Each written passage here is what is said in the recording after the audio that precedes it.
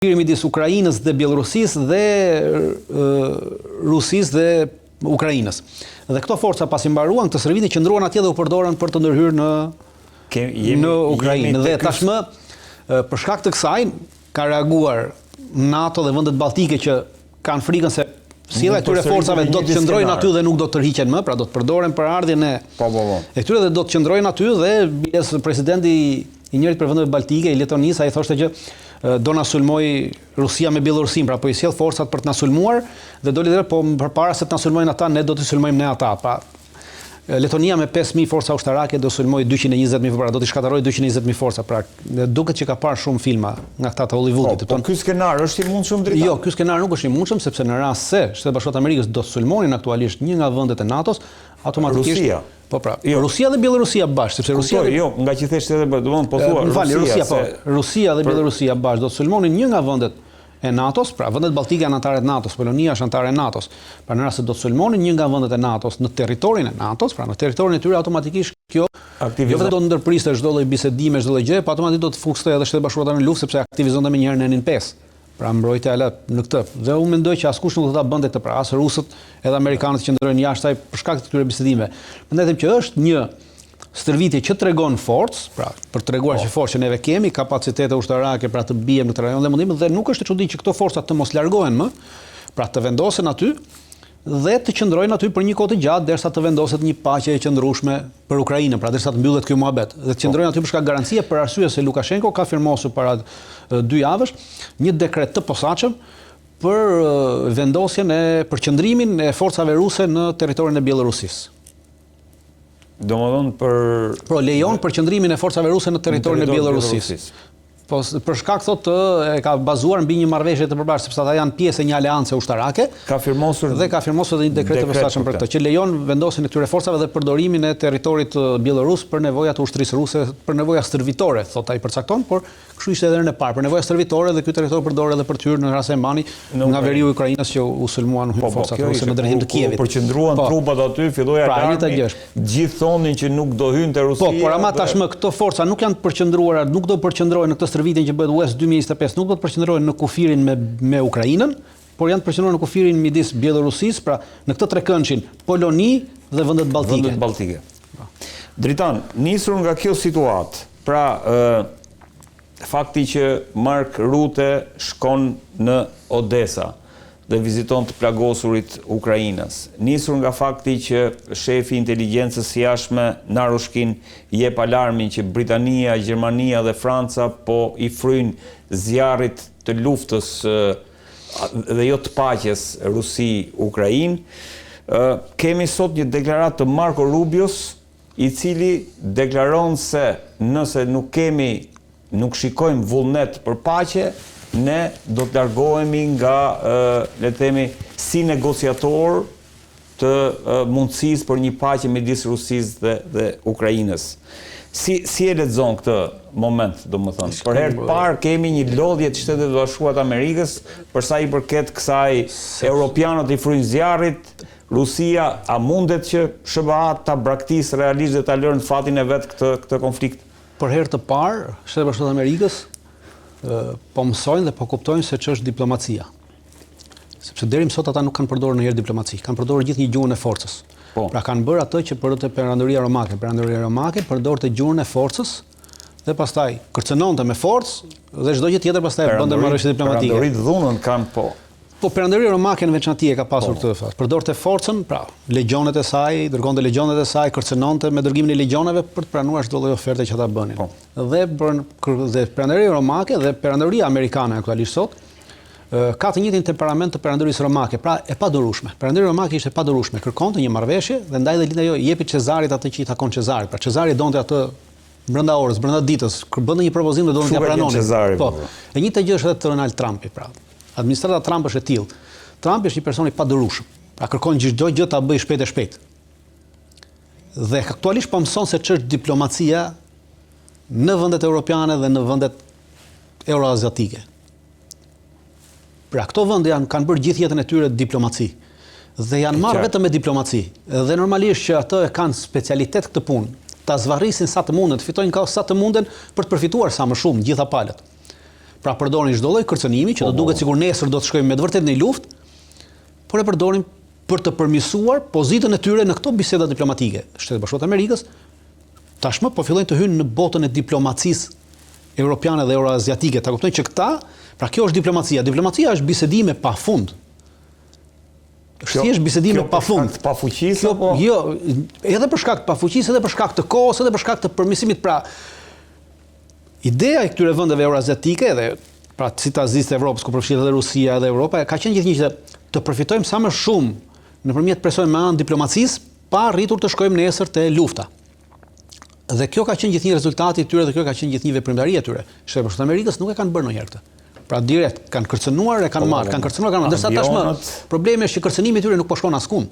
Pra kërcënojnë Rusin, ata nuk e çajnë kokën ja kthejnë. Kërcënojnë Evropën, kur Evropa sërish ja kthen me veprime si këto e Mark Rutte. Pra tim kërcënon unë shkoj atje po të pyes. Pra ka hasur në një pengesë dhe ose duhet të fillojë dhe të lozi diplomatikisht dhe të hyjë në këtë lojë diplomatike dhe të lozë diplomaci, ose ndryshe pastaj në rast se del largohet fare. Pra, ne të riqemi në rast se të riqet, atëherë ja lënë totalisht Evropës, por duhet ta shohim edhe si një lojë. Pra, kjo është një arsye e parë. Kurse një anë tjetër e parë është edhe si një arsye të cilën Shtetet Bashkuara të Amerikës po kërkojnë për t'u larguar nga bisedimet. Pra, për të hequr dorë totalisht nga Ukraina dhe përqendrimi i tyre në objektiva të tjerë, siç kanë Iranin dhe Kinën. Dhe për ta bërë këtë ju duhet një arsye. Dhe arsyeja është që palët nuk duan paqe, na lodhët, nuk po merremi vesh, ne s'merremi me juve, bëni çfarë doni. Dhe nesër justifikojnë largimin që mos të quhen nesër që juve na lat në balt. Që mos quhen si dobët. Pra, unë i shoh në këto dy aspekte. Po, e qartë. Të cilat për mua shkojnë paralelisht. Pra, edhe mungesa e kësaj e lojës diplomatike që s'është mësuar ndonjëherë me këtë lojë diplomatike dhe s'ka pasur ndonjëherë, nuk ka pasur një konfrontim diplomatik midis Shtetit Bashkuar të Amerikës dhe Europës. Është hera e parë që ka një konfrontim të tillë diplomatik. Po, kaq të dhe ndaj po e lodh Amerikën kjo, sepse është mësuar gjithnjë që flet dhe Evropa thot okay, pra ka qenë yes men. Ndërsa aktualisht këta që konsideroheshin si yes men, tashmë nuk janë bërë më yes men, janë bërë no men. Dhe kur thon no men, tashmë kjo e frustron Shtetet Bashkuara të Amerikës, dhe sidomos njëri si Donald Trumpi. Po që sa pranon fare. Pikërisht. Ndërkohë dritan, me që jemi te kjo retorika e luftës, e diskutuam edhe herë tjetër, Gjermania brenda Gjermanisë është rritur retorika anti-Rusi, saqë të shqetësuar janë rusët për këtë, sepse thot po i afrohet retorikës së luftës dytë, para luftës dytë botërore, por kemi edhe akte konkrete, kemi ato raketa Taurus që diskutuam herë tjetër, po kemi edhe blinda, kemi mjete ushtarake që çdo ditë Gjermania po i dhuron Ukrainës. Si e vlerëson këtë retorik? Shto kësaj edhe faktin që rusët, paktën në një nga këto gazeta unë lexova që i bëjnë thirrje SBA-s që edhe një herë të bëhen bashkë siç u bën në luftën e dytë botërore kundër nazizmit europian, domethënë të paktën kjo ishte. Pra, si e lexon këtë mundësi për plasje tani, se Gjermania është bërë shumë agresive. Nuk pavarësisht agresivitetit retorik të Gjermanisë dhe vendeve europiane, nuk jemi aktualisht në fazën e një përplasje dhe jemi larg çdo lloj përplasje për momentin. Pra arsye se qoftë Gjermania, qoftë gjithë Evropa e bërë së bashku me Gjermaninë nuk kanë asnjë kapacitet sot për të përplasur me Rusinë. Nuk kanë asnjë lloj kapaciteti. Ushtarak për të përplasur. Po s'kan Rusinë po e furnizojnë çdo ditë me raketa, me blinda, pra ajo çfarë ata po japin Ukrainës janë ato që po boshatisin magazinat e tyre. Pra po demilitarizohen. Dhe kjo në një aspekt i shërben Rusisë dhe nuk i shërben Bashkimit Evropian.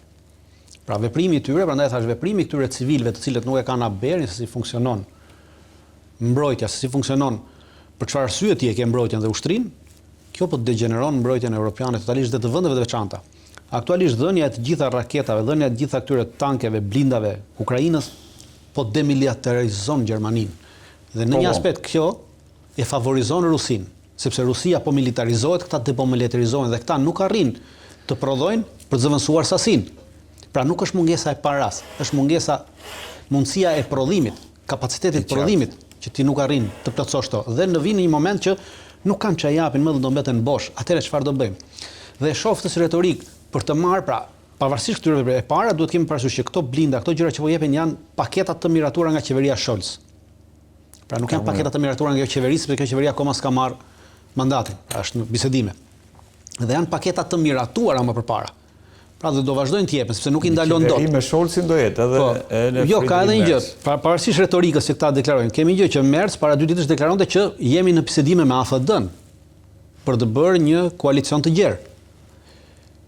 Pra, retorika ekziston për çështje politike të brendshme dhe për çështje për t'i dhënë, dhe këto mjete mbajnë dhe jepen për të dhënë një më që po japim sasi të madhe për të marrë atë leadershipin europian që neve jemi të vetmit që po japim Ukrainës. Juve tjerët pavarësisht keni retorikë pse s'po jepni gjë.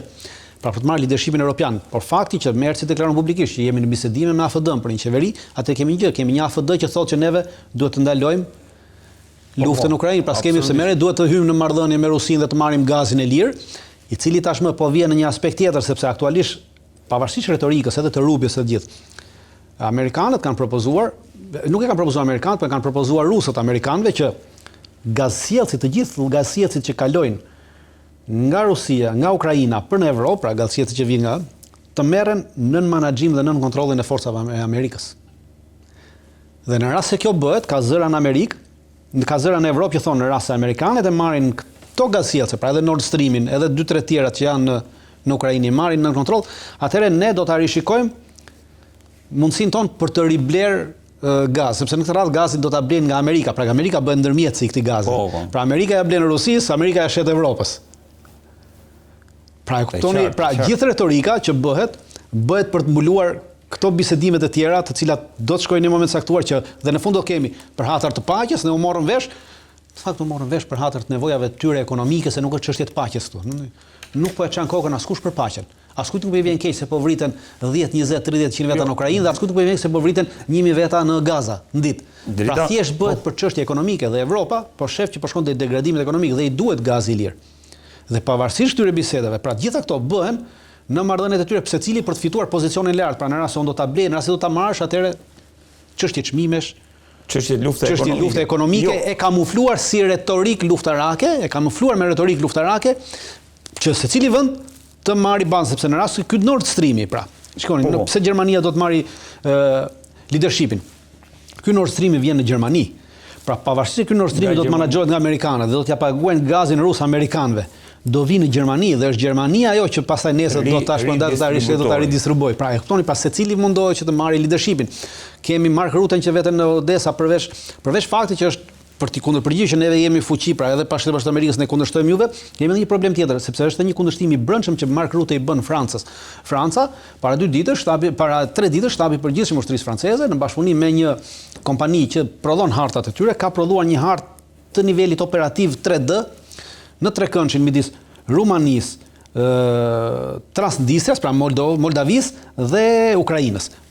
Dhe është një territor që kalon janë 2 porte kryesore në Ukrainë, është porti Ismail dhe porti Irenës, janë 2 porte që janë përdorur këto kohë të fundit që që i ka bombarduar në rast se mbani mend që i bombardoi Rusia. Dhe qëllimi është që aktualisht francezët po bëjnë një plan për vendosin, kanë disa forca jo në mënyrë të përhershme, pra nuk i kanë permanente në Rumani, në këtë territor, dhe ushtria franceze, shtati i përgjithshëm ka propozuar një plan aktualisht qeverisë franceze për bërjen e një bazë ushtarake permanente në këtë territor të Rumanisë, në këtë pikë. Bazë franceze. Një bazë franceze, pra siç e kanë bërë gjermanët në Lituani, ta bëjnë edhe francezët këtu. Duan të bëjnë po. Dhe ardha e rrutës në Odessa, tregon që shiko, Odessa është objektivi NATO-s, nuk mund të jetë objektiv vetëm francez, pra nuk mund të jetë vetëm e juaja.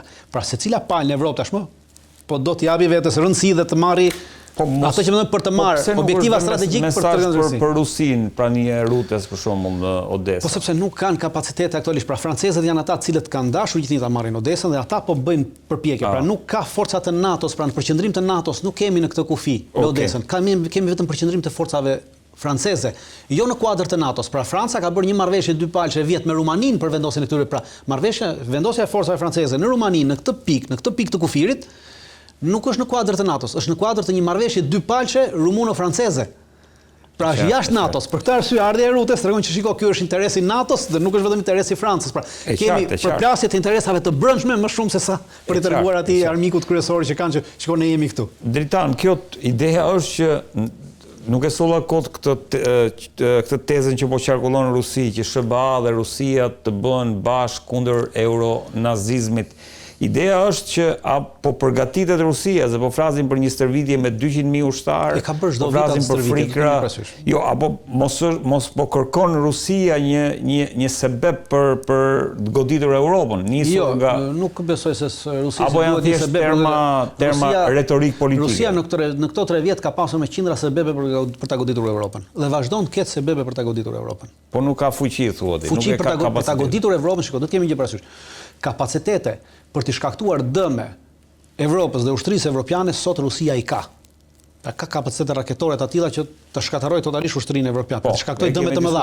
Nuk ka kapacitete ushtarake për të pushtuar Evropën dhe për ta mundur Evropën pra me një ushtri që të vit ta pushtojë. Që ta thyej. Çdo general rus nuk do të merrte as guximin të bënte një plan të tillë sepse është çmenduri. Pra nuk do ndodhte një gjë e tillë, ndonjëherë. Okej. Jemi te retorika politike. Pra jemi thjesht te retorika politike, jo për të gjetur arsye. Arsye ka pafund. Ka pasur pafund, do të ketë pafund. Për shembull, ju thatë që gjermanët po japin raketa Taurus, po në moment që këto raketa Taurus do përdoren dhe janë specifikuar që do përdoren për urën Kersh, automatikisht kjo është një arsye, pra nuk kanë nevojë që të shpikin arsye. Arsye kanë çdo kohë, pra kanë çdo kohë, por ata janë shmangur arsyeve. Për këtë, pra nuk kemi për të pasur një përplasje të tillë. E qartë. Përplasja në rast se ka përndodhur vetëm në Ukrainë, pra në rast se evropianët çojnë forca në Ukrainë, atje kanë për të goditur. Kurse të godasin forca evropiane në territorin evropian nuk ka përndodhur sepse automatikisht do të prishte çdo lloj balance që po mundohen të krijojnë. Por kjo është një luftë politike dhe një luftë shërbimi që bëhet nga ana e Rusisë për treguar që shiko, neve mund të bëhemi bashkë që bëjmë luftën e dytë botërore kundër Evropës naziste, pra i konsideron Evropën naziste, pra është thjesht kjo është për ta përdorur si presion. Një presion politik, pra rikthimi me memore që juve jeni nazist dhe nuk është çudi që nesër neve të bëhemi bashkë dhe t'ju kthehemi sërish, pra ju kemi shpëtuar para ashtu. Sepse po afrohet data 9 maj, që është edhe dita e 80 vjetorit të fitores ndaj nazistit. Do na shkojë dritan, do sfidojë Europën se pak a shumë e kanë paremruar nëse shkon, kjo do ta. Shiko, Vučići është i detyruar të shkojë në këtë pikë dhe unë nuk e shoh diçka për arsye. E para është detyruar të shkojë për çështje të brendshme të tija politike. Pra, duke qenë se kemi një Rusi, një Serbi, e cila është totalisht proruse, pra populli rus, populli serb. Populli serb është totalisht prorus. Pra të mos gënjejmë veten, pra se ngjojmë këto retorikat e evropianëve që këta duhen, ata edhe mund të duan ty në Evropë, mund ty në Evropë. Por ata mbeten prorus, nuk heqen ata. Po. Pse mbeten prorus? Edhe mbeten prorus dhe janë mirënjohës Rusisë sepse Rusia i shpëtoi ata. Rusia i çliroi ata.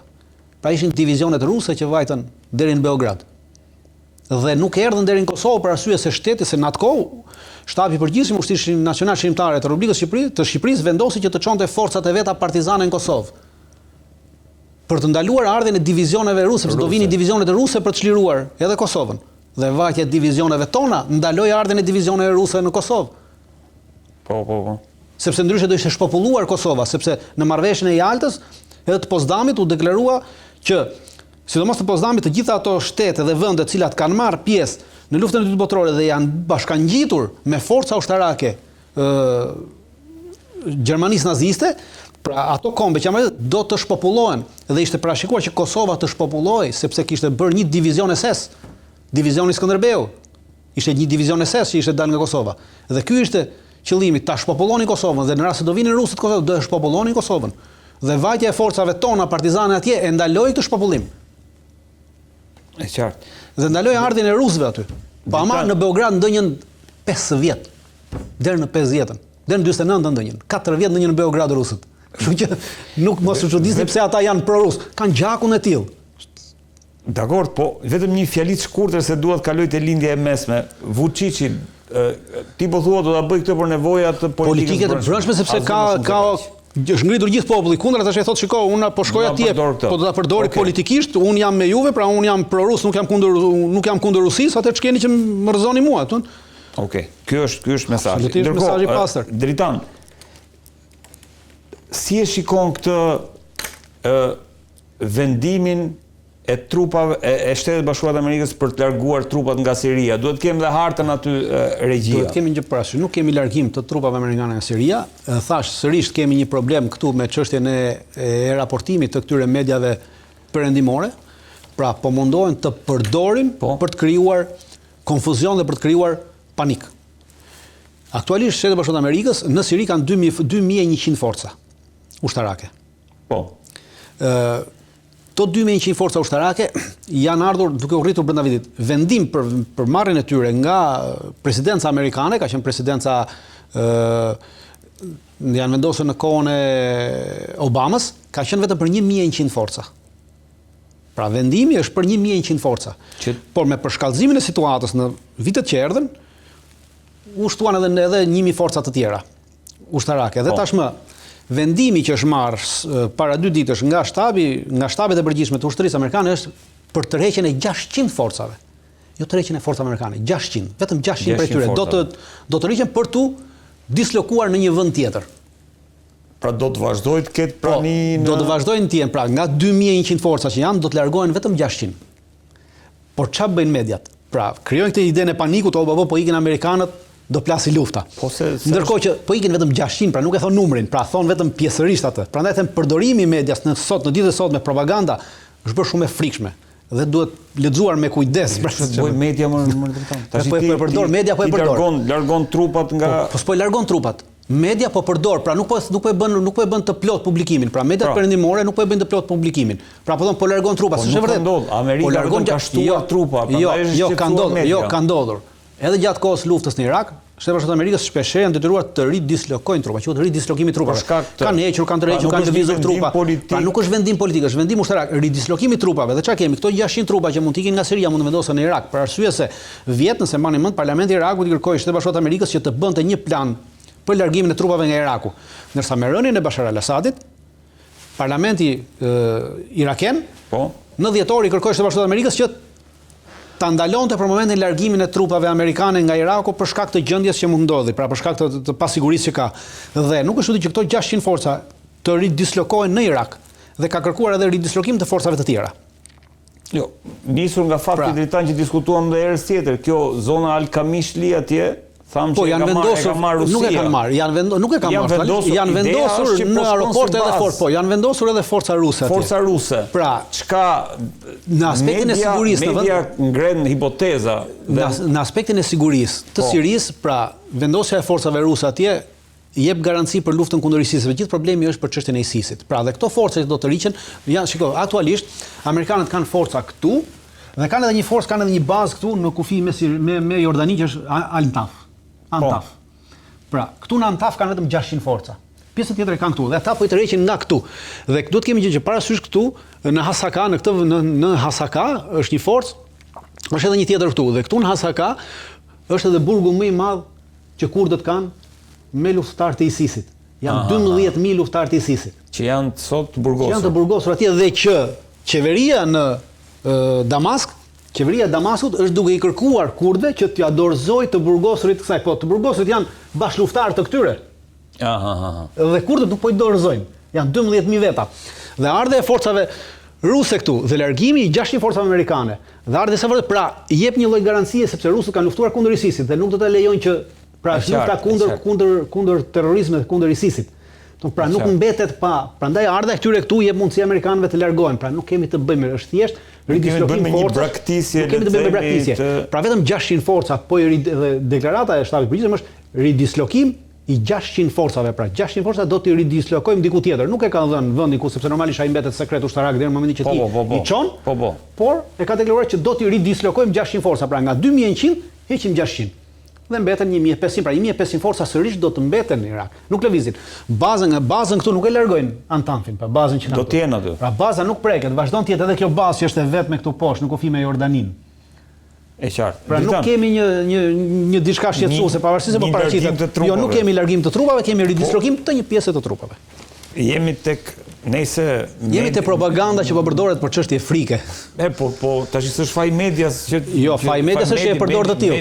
Nuk po them faji juaj. Juve morët nga mediat perëndimore. Mediat perëndimore janë duke e keq përdorur, pra nuk po japin të plot lajmin.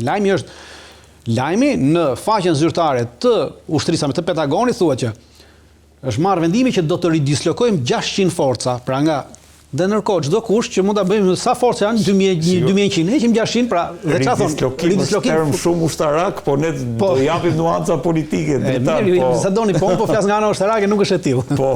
Ndërkohë dritan me që jemi te Siria para se të dalet tek një si këto diskutimet midis Turqisë dhe Izraelit duket sikur kanë rënë kanë rënë dakord se sikur tensionet janë ulur, kemi ndonjë lajm domethënë se si po shkon kjo mundësia. Do të kemi një parasysh me ndërhyrjen e Shtetit Bashkuar të Amerikës, tensionet normalisht janë ulur. Pra deklaratat e Trumpit, në të bindur që Trumpi ka bërë bisedime, pra ka ndërhyrë në këto bisedimet e tyre, në bisedime direkte, pra, në marrëdhënie direkte dhe tash nuk intereson Shtetit Bashkuar të Amerikës një përplasje midis Turqisë dhe Izraelit në Siri, sepse automatikisht do ta zhbënte totalisht Sirinë, pra do ta kthente Sirinë në një vend lufte të pakontrollueshëm. Pra do të kishim ringritje të ISIS-it, probleme të ndryshme, gjithçka çdo vend tjetër arab ka interesa në Siri dhe çdo kush do të ndërhyjë dhe të kthehej në një gangrenë e madhe dhe një problem i madh, totalisht. Pra askush nuk ka interesa që të ndodhi kjo. Prandaj që të dyja palë, edhe izraelitët nuk kanë interesa të ndodhi kjo, pavarësisht se bëjnë presionin që ne do ndërhyjmë, por në çfarë do lloj përplasje, kjo do të krijonte një problem të madh për Izraelin. Do krijonte forca, sidomos për Izraelin që nuk do t'i menaxhonte dot brenda Sirisë. Dhe ato forca brenda Sirisë të garantojë që në një moment caktuar do të bëheshim së bashku me Hezbollahun për të sulmuar Izraelin. Dhe Izraeli nuk mund t'i përballë një lufte të tillë. Nuk ka më kapacitet ushtarake të përballet një lufte të tillë. Nëse do të kishim një prandaj të gjithë prandaj edhe ata janë interesuar që të arrijnë një lloj paqe, pra një lloj pranimi që okay, juve mund të merrni kaq, ne kaq, juve qëndroni në këtë bazë, ne deri këtu. Pra do të kemi një marrëveshje të tillë. Për arsye se që kur kanë hyrë me këtë ide. Pra ta ndajnë Sirinë, Siria të mbetet një shtet federativ, të mbetet si shtet, por federativ dhe secilit ketë zonën e vet të influencës. Dhe kjo i garanton gjithë. Ndërkohë, drejtan ka dalë një lajm së fundmi që Trump ka ndaluar një sulm të mundshëm, ishte në Jeruzalem Post, një sulm të mundshëm të Izraelit mbi Iranin dhe duhet ta kem aty regjia lajmin. Besoj që e kam edhe lajmin e si e vlerëson këtë? Këtë e vlerësoj si një porrall të shpikur nga izraelitët, të cilët duan të tashmë, duke qenë se po dalin të pavlefshëm dhe jashtë loje me këto bisedime që po bën